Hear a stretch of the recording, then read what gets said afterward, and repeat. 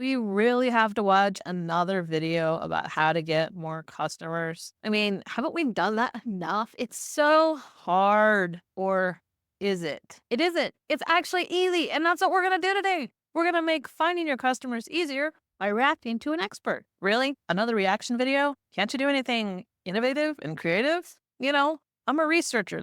There's only so much in my wheelhouse. And that's basically judging businesses. That's what I do. I research to find out what makes a business successful and what doesn't. In today's video, I'm going to be reacting to Adam Erhart, how to find your perfect target market. That is right up my alley. You know what I mean? So my name is Erica. I am a market and financial feasibility researcher, which is just a fancy way of saying I research to see what makes a business successful. I've done it for over 20 years. Today is day 18 of a 30-day YouTube challenge that I am in the middle of. This week, I am strictly reacting to business experts on YouTube. Basically, business experts I think are offering good advice. And Adam Erhart, his advice is basically online marketing and digital marketing. He is a marketing expert. In this video today, he's going to talk about how to find your perfect target market. I've already watched it and reacted to it, and now I'm coming back and giving an intro. And there's some good stuff in here, but I definitely have some 2 cents to add to it because he kind of missed the mark for me. What he did say was interesting, so let's go ahead and watch this. Wait to the end because I try not to talk during the video, and I will tell you what he missed and how you can find that information for free. Let's go to the computer.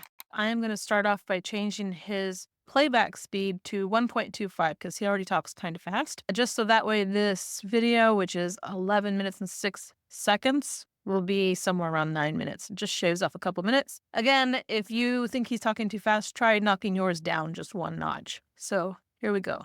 In this video, I'm going to show you exactly how to find the best, most profitable, and most perfect target market and customers for your business, just by using a simple market research framework made up of 5 easy-to-answer questions. If you've ever wondered who the best customers are, where to find them, not to mention how to put together a winning marketing strategy that has them doing everything they can to throw their money at you, then you're in the right place. So don't go anywhere, because while I appreciate words like market research and target market and things like that may not sound like that much fun, the money they can make you definitely is. And in today's hyper-competitive business world, it's the business who understands their customer best that wins. Making market research and finding new and innovative ways to get in front of your top potential customers is one of the most important and profitable activities you can do. And this is why we're going to take things further today than we've ever gone before, by not just working out the stereotypical superficial target market details of demographics like age, gender, income, and occupation, or geographic details like what city, state, province, or country they live in. That's what I focus on, my friend, because today we're deep diving into the psychographics and identifying the functional and emotional reasons that make customers buy, so you can get more of the good ones, the best ones, and less of the whining, tire-kicking, penny-pinching, pain-in-the-neck ones. Make your life miserable. We'll let your competitors have all those people. Okay, I'm kind of excited about that. Psychographics, that's right up my alley. That's the kind of stuff that I look at in my research.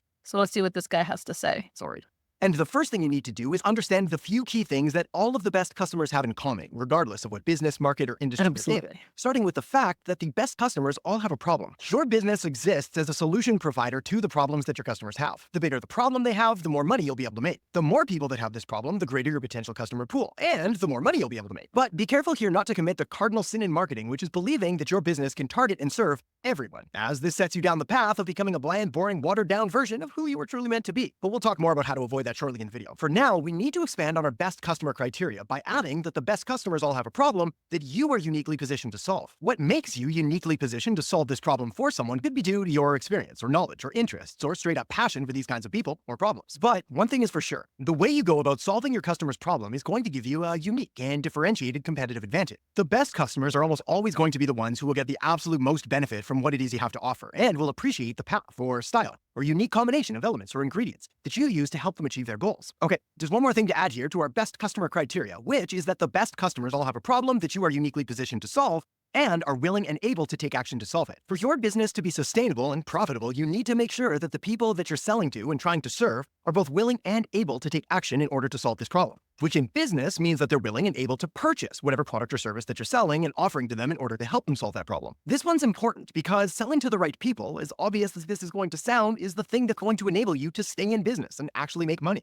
So now that we've got that covered, we've got a bit of sciencing to do. I'm pretty sure that's a real word. Now, if you've been in business for any length of time and have a few sales under your belt, then your job is going to be a whole lot easier, as all this involves is looking over your previous customers and ranking them in order from most profitable down to least profitable. You can do this manually if you're a sucker for punishment, but most sales and CRM systems should allow you to create a chart or a spreadsheet instantly with the click of a button. A quick side note here, this video is not sponsored, but personally I use High Level to do this, so I'll put a link and a QR code up here on the screen as well as down in the descriptions below this video. It's going to get you access to an extended free trial, a free course, and a free strategy call with the High Level team to get it set up for your unique business if you want to check it out. After that, take a look at the top 20% of customers and write down any similarities or traits or characteristics that all of the best ones seem to have in common. This could be their age, their gender, their location, pretty much anything you can find. Now, if you don't have any of this information because you're just getting started in business, or even if you're a seasoned pro but you're launching something new, in either case, you, my friend, are going to need to make an educated guess about who your very best customers could be. Don't worry, this guess doesn't have to be perfect, but it is helpful to have a jumping off point, so write down a rough age and maybe gender, location, possible lifestyle, attitude, or interests that they might have. We're after an audience that's sufficiently wide to be useful, but you've got to avoid going so big that the distinct needs of this audience begin to become a diverse melting pot. It's all about balance, my friend. Now, important note here. When you're putting these things together, you're probably going to come across a situation that looks a little like this. But my business can help both men and women.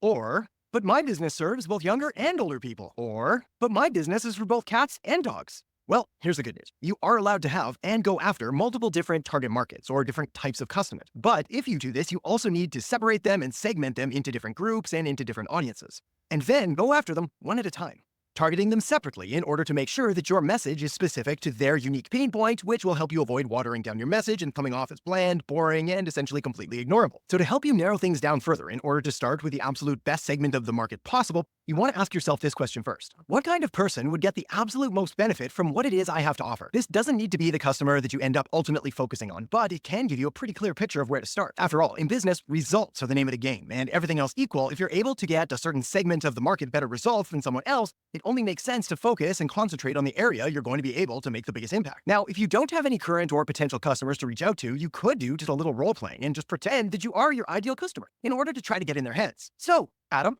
tell me a little about yourself. Well, I like hiking, biking, traveling, reading, writing. I'm married, I've got 4 kids and a dog, and I'm terrified of sharks. Me too. Now, for the most part, it's best to be able to ask these questions in person, face-to-face, but a phone call or virtual video call can work too. Worst case scenario, you could always send an email to your current or potential clients or customers, or just ask everyone by posting it on social media. Okay, next question. What jobs are your potential customers trying to accomplish, broadly speaking? And you're going to answer this question using something called the Jobs to be Done framework, which understands that customers buy things for a ton of different reasons, most of which are rarely obvious, and are often made up of 3 different components: functional, social, and emotional. Let's use a minivan as an example. The functional aspect of it is that it allows you to transport 6 or 7 people easily and relatively comfortably with plenty of storage space. The social aspect here is easy to see, as it screams family, safety, and community, and maybe even a little bit of conformity, especially when compared to, say, dropping your kids off at school in a neon green monster truck. Really? Then the emotional element is how all of this makes you feel, which is arguably the most important element of all, as purchases are made emotionally first and then rationalized and justified with logic later. In this case, the minivan acts like kind of a stereotypical signal of parenthood and all the emotional triggers that go along with it.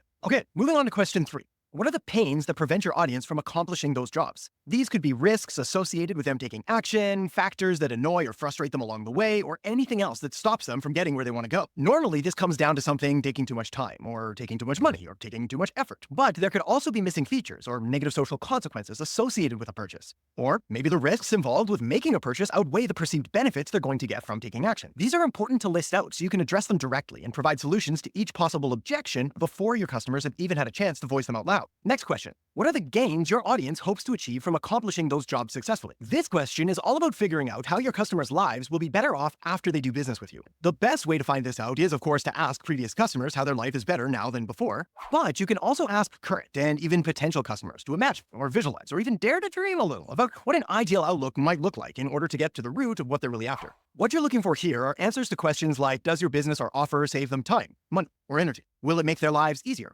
better, more enjoyable? Or maybe it'll help them achieve a goal or fulfill a dream. Bit of a quick side note here, but if you start finding that different people within the same audience have just a ton of different goals or priorities for what they're trying to do or accomplish, it's a pretty good clue that it's time to create a separate audience. Okay, question 5. And time to put all of this together into a magical marketing message that makes money right now. By answering the question, how does my business's product or service help customers overcome or accomplish their jobs, pains, and gains? And to answer this, all you have to do is look back over the answers to the questions we've just worked through together. Then just connect the dots, match things up.